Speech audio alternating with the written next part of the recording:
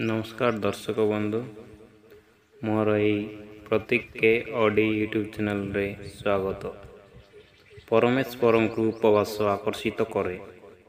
परमेश्वर उपवास द्वारा आकर्षित हुअन्ति। आज जानिबा उपवास द्वारा परमेश्वर किपरि आकर्षित हुअन्ति। परमेश्वर आमर शरीर को अद्भुत करी गढ़ी अछन्ति, ठीक गोटे मशीन भलिया जहाकू चलाइबा पई फ्यूल रो दरकार बा खाद्यर दरकार पड़ी थाए। परमेश्वर आमको जेपरी खाइबा पई भोकर अनुभव देइछन्ति, भोक हेले जेमिति खाद्य खाई पारू। खाद्य खाइबा द्वारा आमर शरीर स्वास्थ्य भल रहे एवं सुस्थ सबल और शक्ति पाई थाउ। हेले आमे उपवास कोन पई करिबा दरकार।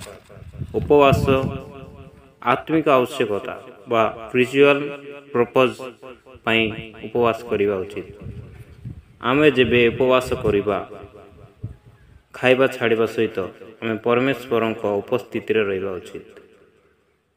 प्रार्थना रे रहिबा दरकार एवं परमेश्वर सहित समय बिताइबा उचित। आउ किछि लोक उपवास रो ना नै भोकरे रुहंती, प्रार्थना रे समय दियंती नहीं, बाइबल पढ़ंती नहीं, ताहेले तांकर उपवास व्यर्थ अटे। लोके उपवास समय रे भल भल खाइबा छाड़िबा को पसंद करंती सत, हेले पाप करिबा छाड़िबा को पसंद करंती नहीं बा छाड़ी पारंती नहीं। खराब प्रकार कथा हेबा बा निंदा कथा हेबा छाड़ी पारंती नहीं। सेति पई तांकर उपवास रो प्रतिफल मिले नहीं। आउ केतेक लोक तो उपवास दिन बीड़ी सिगारेट पीबा छाड़ी दियंती एवं घुटुका भांग खाआंती नहीं, मात्र तार नेक्स्ट दिन पुणी खाइबा आरंभ कर दियंती बा सेवन करंती। सेपरि कले कौन उपवास प्रतिफल मिले।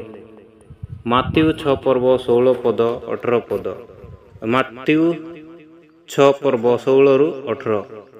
उपवास करिबा समय कपटी मानक परि विसर्ण बोध हुआ नहीं, कारण से माने उपवास करुअछंती बोली लोक मानक आगरे देखाइबा पई आपना आपना मुख मलिन करंती। मु तुम मानक सत्य कहूछि, से माने आपना आपना पुरस्कार पाई अछंती। 17 पद। किंतु तुम्बे उपवास करिबा समय रे तुम्ब मस्तक रे तैल लगाओ और मुख प्रक्षालन कर, जेपरि तुम्बे उपवास करुअछ बोली लोकंक साक्षात रे देखा न जाई, बरं गोपन रे थिबा तुम पितांक निकट रे देखा जीवो। आउ तुमर पिता जे गोपन रे देखंती से तुमको फल देबे। उपवास करुथिबा समय रे मुँह सुखाई रहिबा उचित नहीं। आपणकर उपवास लोक माननकु देखाइबा पाई न हेउ। आउ केतेक लोक यह कहती, आज मोर उपवास अछि आ मु आज किछि काम करिबि नाही, यह कहि उपवास को कहि बुलंती। सेपरि करिबा उचित नहीं। बाइबल रे उपवास को नहीं अनेक विषय देखिबा पाउ कि कौनसी उद्देश्य नहीं उपवास करिबा उचित।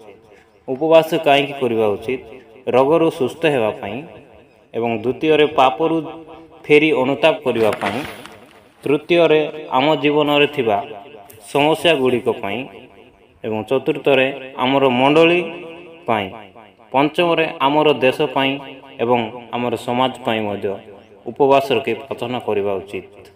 एवं शैतान को हराइबा पई मध्य यह एक अस्त्र स्वरूप आम व्यवहार करिथाउ एवं उपवास प्रार्थना द्वारा शैतान को आम हराई पारिबा। माथ्यू 17 पर्व 21 पद रे आउ थरे देखिबा, भूत चढ़ाइबा पई मध्य उपवास प्रार्थना दरकार, किंतु प्रार्थना और उपवास बिना अन्य कौनसी उपाय रे ए प्रकार भूत बाहरी जाए नहीं। उपवास विश्वास रो कार्य साधक अटे। विश्वास रो सहित कौनसी उद्देश्य नहीं उपवास रखंतु एवं उपवास रखिबा द्वारा आपणकर विश्वास कार्य साधक हो पारिबो एवं भूत मध्य उपवास और प्रार्थना द्वारा छड़ाई पारिबार शक्ति प्रभु आपण मानकु देवे। आपण शरीर मन स्थिर रखी उपवास रखंतु, काहार कथारे बाध्य होई रखंतु नाही। आपण केते दिन रखि पारिबे बा हमर नियमानुसार 40 दिन 21 दिन 7 दिन 3 दिन बा गोटे दिन एई प्रकार दिन आपण उपवास रखि पारिबे। भिडियोटी शेष पर्यंत देखिथिबारु धन्यवाद। प्रभु आपन उपवास रखिबा निमंते सहाय्य करंतु। Amen. Praise the lord. Pratigya OD YouTube channel को सब्सक्राइब करंतु, लाइक करंतु, शेयर करंतु। Praise the lord, amen.